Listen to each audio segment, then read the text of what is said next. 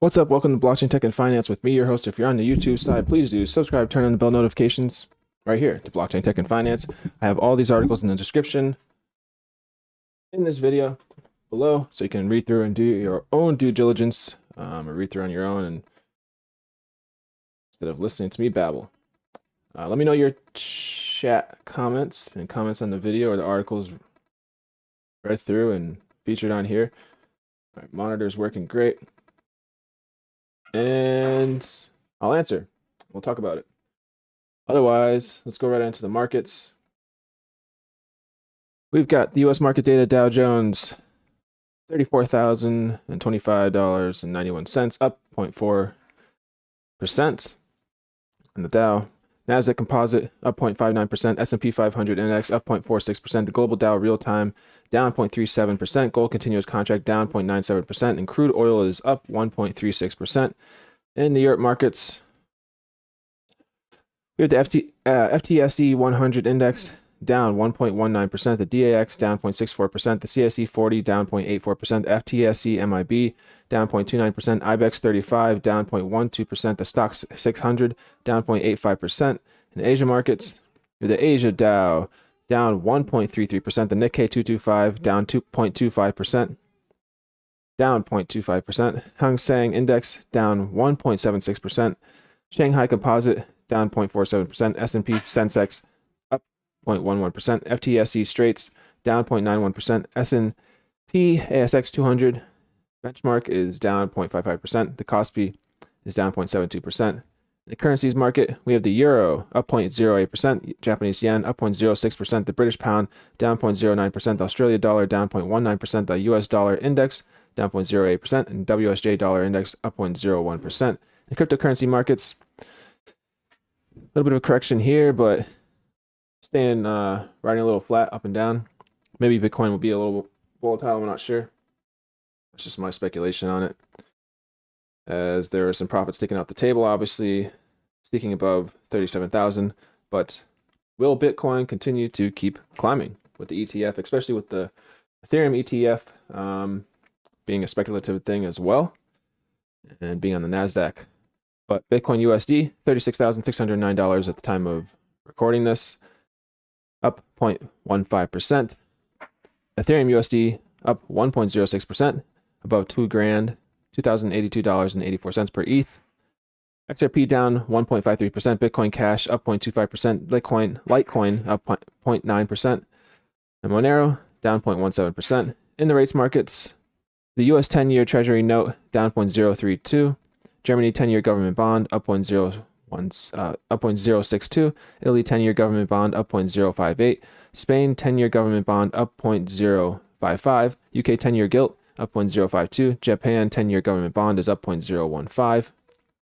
In the futures market, we have crude oil up 1.44%, gold continuous contracts down 0.99%, E-minis Nasdaq 100 index up 0.44%, E-mini Dow continuous contract up 0.3%, E-mini S&P 500 futures up 0.35%, silver continuous contract down 0.218%. First article I have to read for some blockchain news. So I'll go through blockchain news, crypto news, NFT news, metaverse news if it's there, a piece of tech news, and finance news, and we'll close out the stream for the day.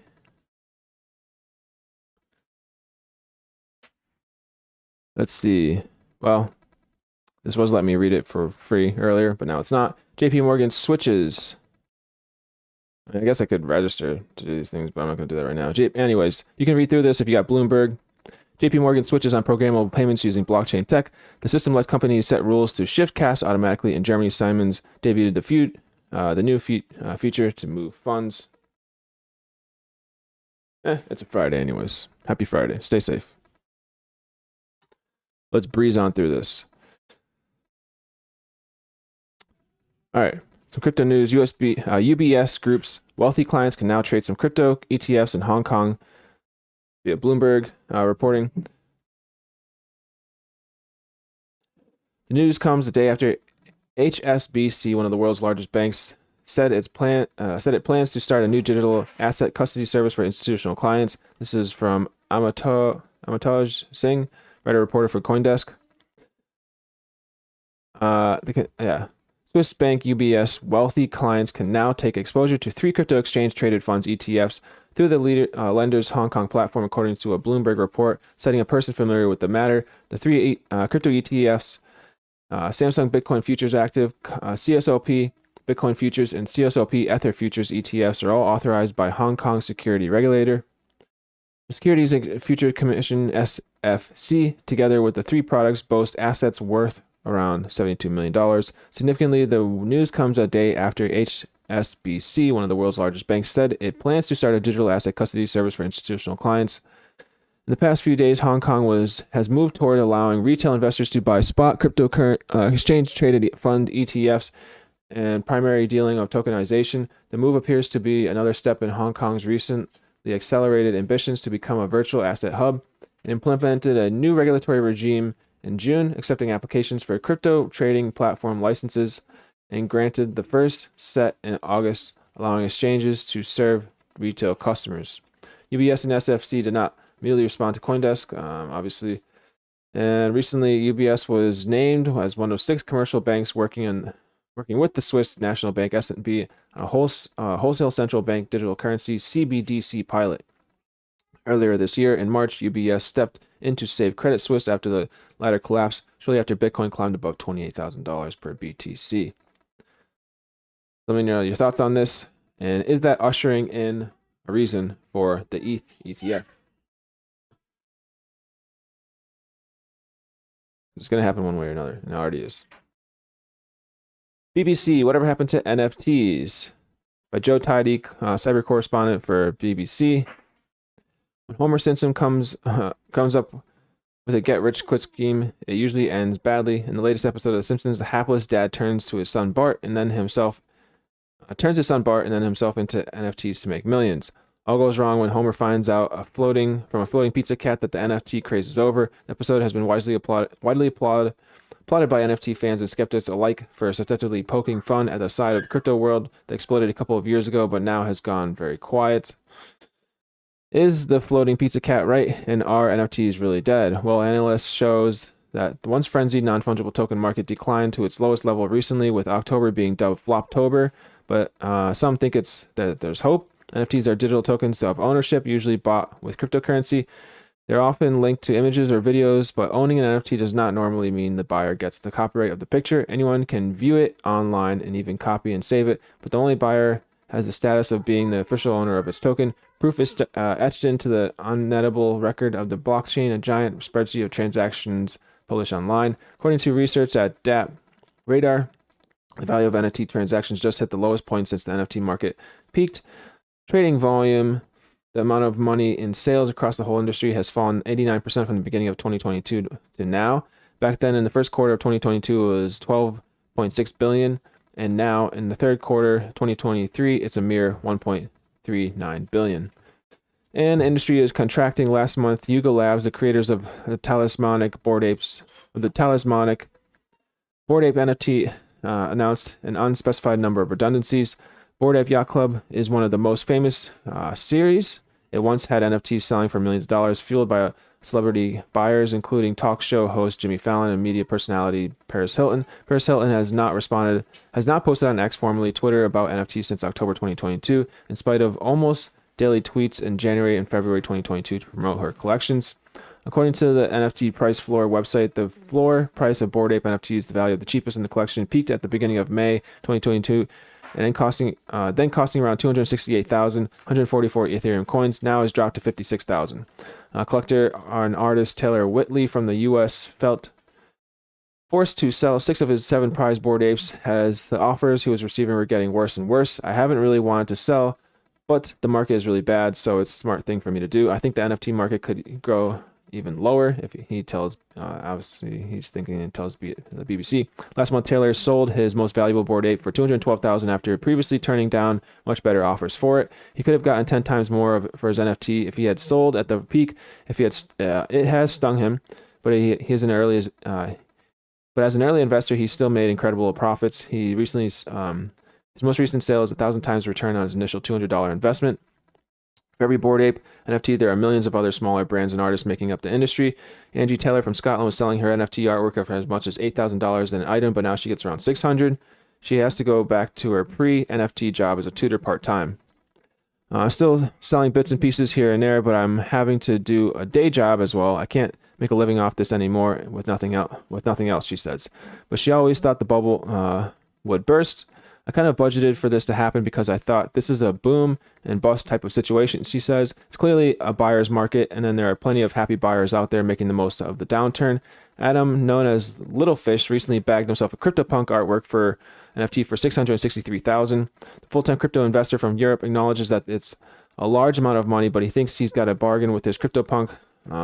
After all, a year ago, its seller rejected an offer for $1.18 million. The downturn is exactly why I bought it. People are desperate in the winter time. You can buy summer clothes for cheap, he says. Adam believes that summer will come again to NFTs, and he will enjoy it when he does. Yeah, I believe the same. That's just me, though. So, not financial advice. Do your own research. Stay safe. Only risk what you can afford to lose. His analogy to seasonal changes parallels the current state of the cryptocurrency market. Digital money like Bitcoin and Ethereum have not recovered from various crashes in 2022 that saw the value of coins plummet and then stagnate in what many are calling crypto winter. There is a recent sign of a thawing, with Bitcoin rising to 34,000 a coin, but the growth has stalled and is nowhere near the 70,000 in late 2022. Although NFTs are a different product, they are built on the same blockchain technology as cryptocurrencies, and the wealth of many of the biggest NFT buyers is in a lockstep with cryptocurrencies. When crypto is worth more, they have more to spend on NFTs. The biggest NFT investor is Vignesh Sundararajan, known as Meta Kovan. His record-breaking $69 million purchase of an NFT by American British people was one of the biggest catalysts that sent the market soaring in March 2021. It's still a long way to go before we can look back and see whether it was a good purchase or not, says Mr. Sundararajan. It was definitely a lot of money, but it wasn't a significant amount of my wealth. Mr. Sundararajan still believes that NFTs have a bright future as art collectibles, but he thinks the boom days are over. Everything in crypto happens very fast, and I think the next phase of NFTs won't be about the price. People who are speculating are taking a huge risk because it's not even like the supply is finite. He says Vignesh is critical of the industry that capitalized on the speculative craze, and he left that has left many people out of pocket. I've not seen any good and sustainable businesses around NFTs, he says. One NFT business that appears to be bucking the right trend is Pudgy Penguins, a brand that recently started selling soft toys based on its NFT characters. Each toy sold provides royalties to the corresponding Pudgy Penguin NFT holder. Allowing NFT owners to make money through intellectual property appears to be a trend that is potentially reviving interest on its products. Pudgy Penguins have maintained a floor price similar to its peak in January 2023, according to the NFT floor price website. Other new ways buyers are being offered increased incentives are through membership to exclusive events, physical versions of NFTs, and scrapping of artist royalties. British NFT entrepreneur known as Pranksy thinks experimenting is key to a market recovery. I predict a small number of innovative individuals and brands will be able to spearhead mainstream adoption, he says. He predicts that the market will rise once more, but admits it's unlikely to reach the levels of pandemonium previously seen. Again, I don't say anything until I see the latter difference, though. I mean, if you see like Bitcoin, like, I don't know, like $100,000 or $200,000 or $1 million, everyone's like, oh, Bitcoin's going to go to $1 million. Whatever that is. In our lifetime or not, who knows? But when it is, and that will be the latter difference. So, whatever happened to NFTs from the BBC News. Go on to the next article here. Day.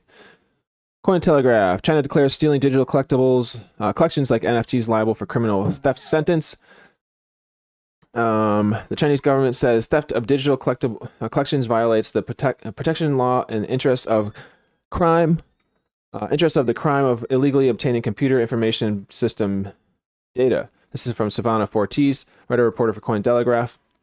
The Chinese government released a statement on November 10th declaring that anyone stealing digital collections, such as non-fungible token NFTs, will be subject to theft sentences. It outlines 3 views on the type of crime that theft on digital collections falls under. The first 2 classify as either data or digital property. However, the statement stretches that the third view, which sees digital collections as both data and virtual property, would fall under the umbrella of co-offending. The statement explained that stealing a digital collection includes intrusion into the system on which it is housed, therefore also committing the crime of illegally obtaining computer information system data and theft. The theft of digital collections violates the protection law and interests of the crime of illegally obtaining computer information system data. It elaborates on this topic, naming digital collections network and virtual property, and stressing that in the criminal law context, the collections should be recognized as property. Since property is the object of property crime, digital collections can obviously become the object of property crime.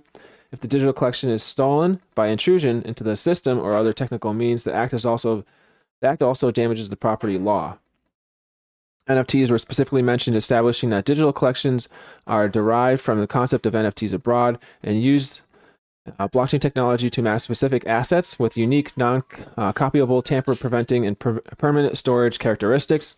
The declaration said that although China has not opened the secondary flow market for digital collections, consumers can rely on trading platforms to complete purchases, collections, transfers, destruction, and other operations to achieve exclusive possession, use, and disposable capabilities.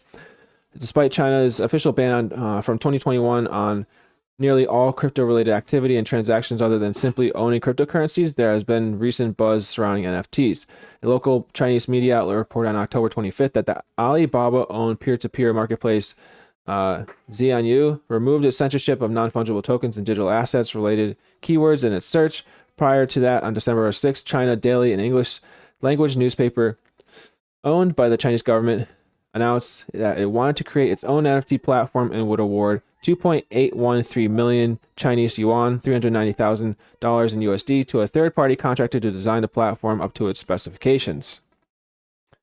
So that's that right there. China declares stealing digital collections like NFTs viable for criminal theft sentence. Go into some tech news here. Can AI and lasers cure smartphone addiction? First impression of humans' new magnetic AI pin, equal parts magical and awkward. It's from the New York Times, by reporter Aaron Griffith.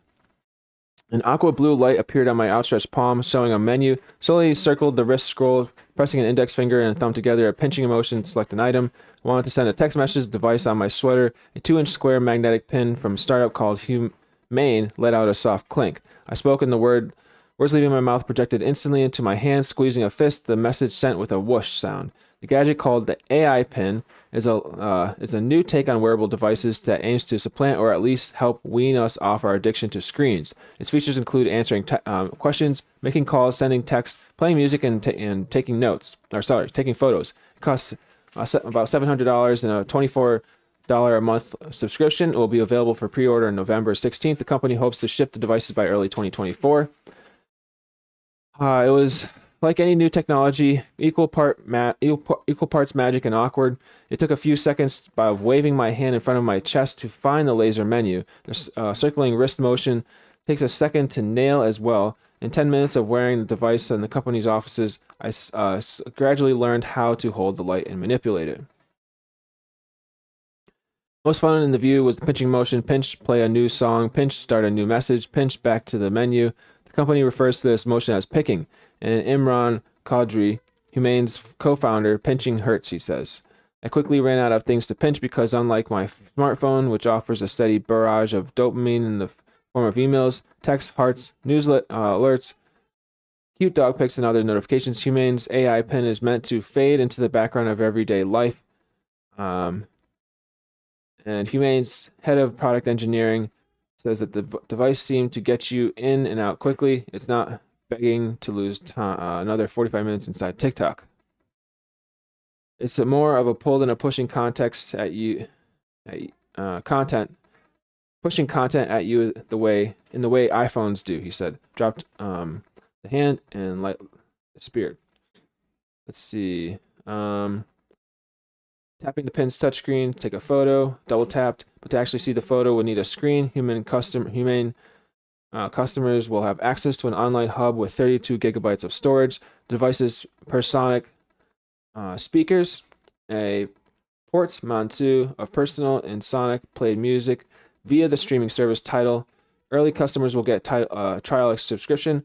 Quickly learn that it was much faster to use voice commands to change songs the way I would on a home speaker with Alexa, Siri, Google. It felt a bit as if I smuggled Alexa out of the house and was wearing her on a sweater. In conclusion, AI Pin's underlying technology differs from smart assistants in that it is not always on. Users must touch the device to wake it up, and its assistants use artificial intelligence technology to deliver information in a controversial way. It can remember past queries and notes to self.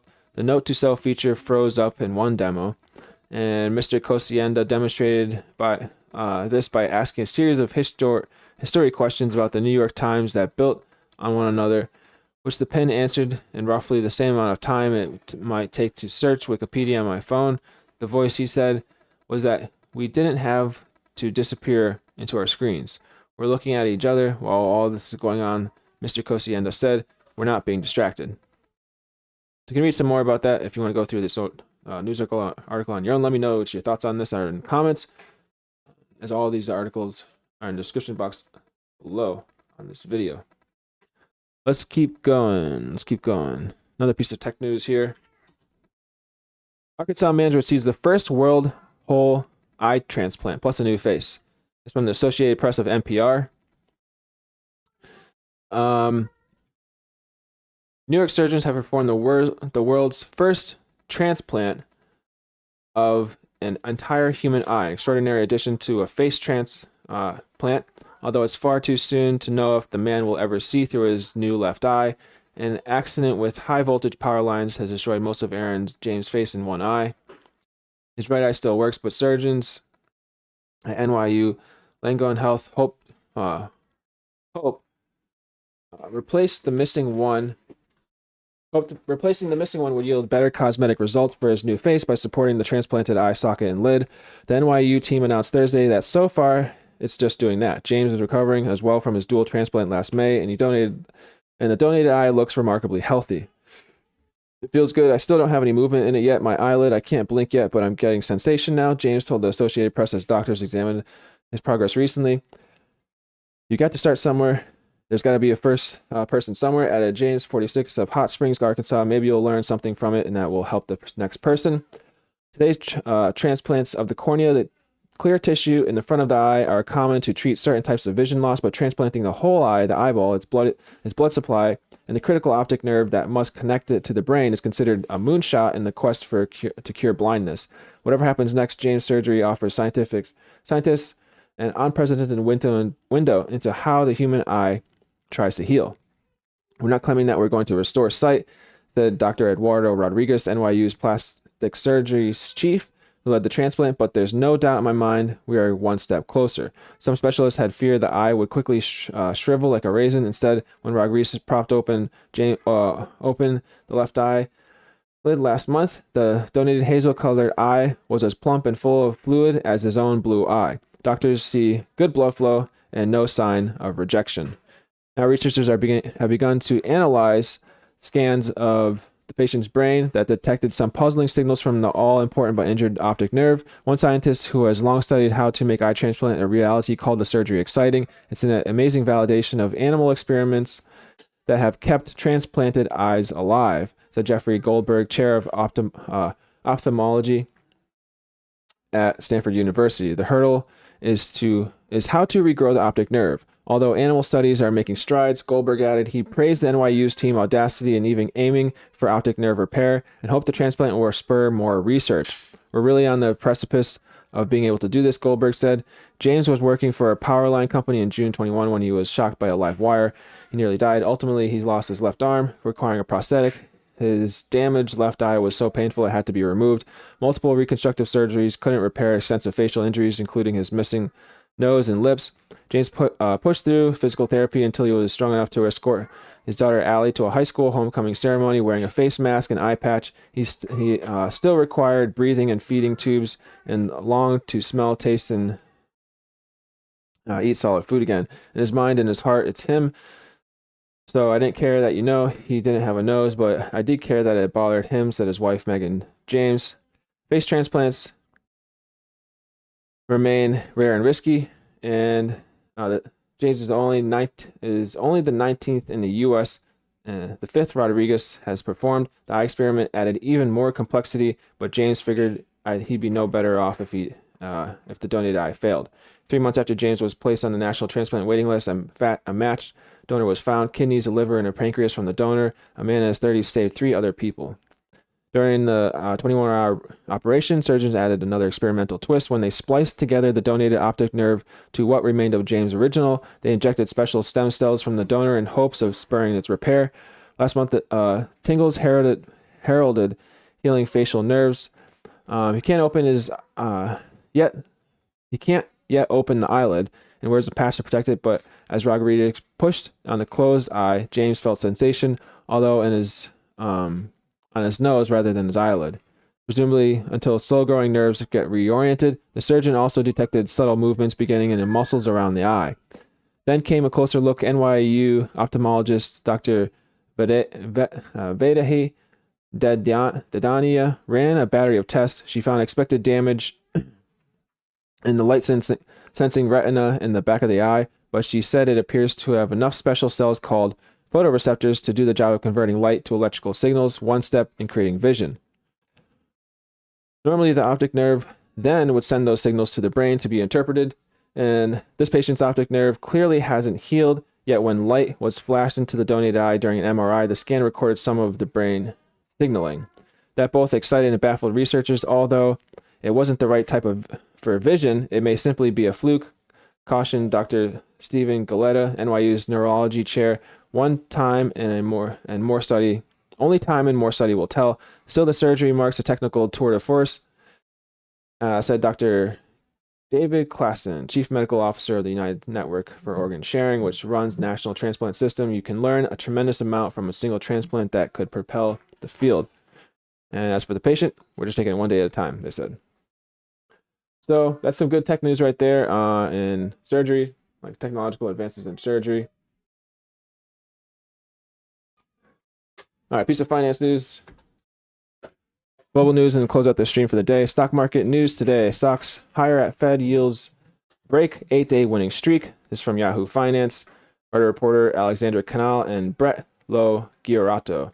Stocks opened higher on Friday, a day after a jump in bond yields and a more hawkish tone from Federal Reserve Chair Jerome Powell helped to snap the longest winning streak for the S&P 500 and NASDAQ in 2 years. The Dow Jones Industrial Average jumped by about 0.5%, or more than 150 points, while the tech-heavy NASDAQ Composite Index and benchmark S&P 500 each gained about 0.3 and 0.4% respectively.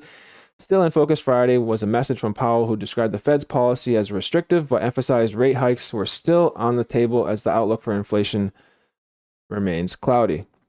If it becomes appropriate to tighten policy further, we will not hesitate to do so, Powell said in a speech before the International Monetary Fund in Washington. Other Fed officials have suggested this week that they believe the central bank needs to implement more tightening. On Friday, the Dallas Fed's Lori Logan, Atlanta's Raphael Bostic, and San Francisco's Mary Daly are all set to speak. Meanwhile, bond yields ticked down after spiking. Thursday afternoon, the benchmark 10-year yield, TNX, moved down below 4.6%. Wall Street on Friday will also get a fresh look at consumer sentiment with the release of the University of Michigan's index. In commodities, oil rose for the second straight session after plunging to a 3-month low on concerns about global consumption. West Texas Intermediate crude futures was up close to $77 a barrel, while Brent crude futures traded above $80. So that's that on what's going on in the finance for Friday.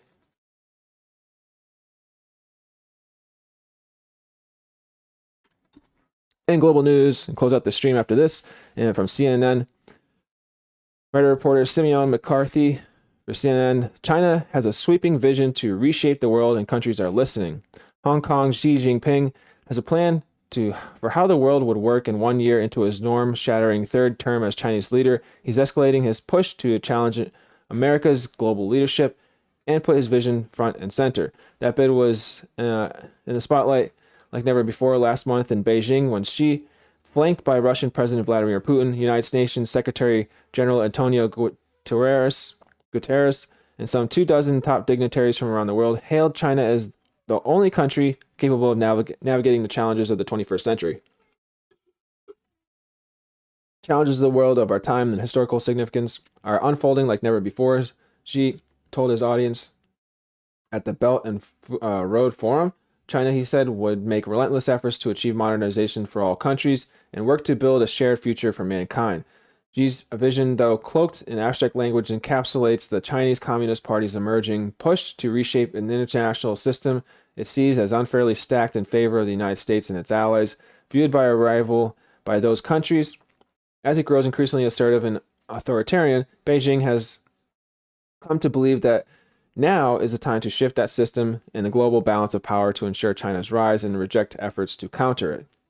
In recent months, Beijing has promoted its alternative model across hefty policy documents and new global initiations, as well as speeches, diplomatic meetings, forums, and international gatherings, large and small, as it aims to win support across the world. For many observers, this campaign has raised concern that a world model on Beijing's rules is also one where features in its iron-fisted autocratic rule, like heavy surveillance, censorship, and political repression, could become globally accepted practices. But China's push comes as American wars overseas, unstable foreign policy, election to election, and deep political polarization have intensified questions about the U.S. global leadership. Meanwhile, pressing issues like climate change, Russia's war in Ukraine, and Israel's assault on Gaza has sharpened discussion over whether the West is taking the right approach to respond.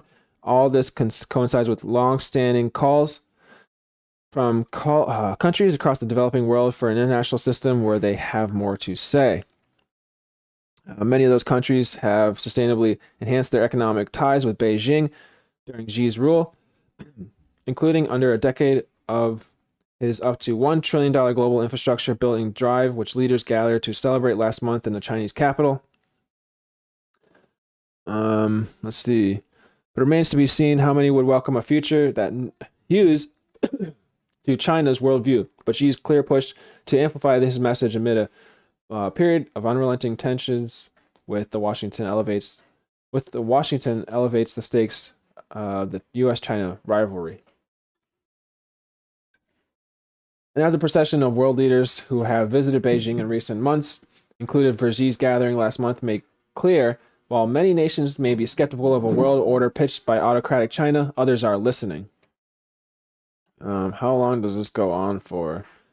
Yeah, I mean, this is a really long article. It goes on and on and on about China's position. So definitely go read through this and do your own due diligence on some global news of how China is wanting to be the top world power with certain parts of shared future. I'll read through overall overviews of the first opening statements of these headers. The more than 13,000 word policy document released by Beijing in September outlines China's vision for global governance and identifies what it sees as the source of current global challenges. Some countries' hegemonic, abusive, and aggressive actions against others are causing great harm and putting global security and development at risk, it reads. It says, under Xi's global community of shared future, the document says economic equivalent development and stability are prioritized as countries treat each other as equals to work together for common prosperity. Let's see. And who's listening? For strongmen, leaders, and autocratic governments, Xi's vision has obvious appeal. While Russia's Putin accused of war crimes and continuing his brutal invasion of neighboring Ukraine and Afghanistan's Taliban leaders are shunned in the West, both were welcome to Xi's table of nations in Beijing last month. And just weeks earlier, Syrian dictator Bashar al-Assad, who has been accused of using chemical weapons against his own people, was feted at the Asian Games in Hangzhou, where he arrived on a Chinese chartered jet and visited a famous Buddhist temple. And expanding ambitions. For decades, China has built its international influence around the economic clout, using its own rapid transformation from a deeply impoverished country to the world's second largest economy as a model it could share with the developing world. It was in this vein that Xi launched his flagship Belt and Road financing drive in 2013, drawing dozens of borrowing nations closer to Beijing and expanding China's international footprint a year after he became leader, with the pledge to rejuvenate the Chinese nation to a place of global power and respect. an alternative architecture. Beijing's effort to broadcast its vision to reshape the world order is enabled by an extensive network of international organizations, regional dialogues, and forums that it has cultivated in recent decades, bolstering those groups and positioning them as alternative international organizations to those of the West. He has also emerged as a key part of Xi's strategy to reshape global power, experts say. Yeah, closing statement. There are questions raised about how a more military and economically powerful China would behave globally if left unchecked. And China, however, has denied ambitions of dominance. There's no iron law that dictates that a rising power will inevitably seek hegemony, Beijing said in its policy document in September. Everything we do is for the purpose of providing a better life for our people, all the while creating more development opportunities in the entire world. Then, in an apparent reference to its own belief or hope of the trajectory of the U.S., it added, China understands the lesson of history, and hegemony precludes decline. So, read through that whole article if you'd like to do some more due diligence research on that, of how China has a sweeping vision to reshape the world and countries are listening. That's all I have for the day. If you're on the YouTube side, please do subscribe, turn on bell notifications right here to Blockchain Tech and Finance. I will see you all back tomorrow. If something is important on Sunday, I'll do a stream on Sunday. Otherwise, I'll be back on Mondays. Have a great and safe weekend. Cheers. Ciao. Peace be with you. Onamashigas. Stay safe.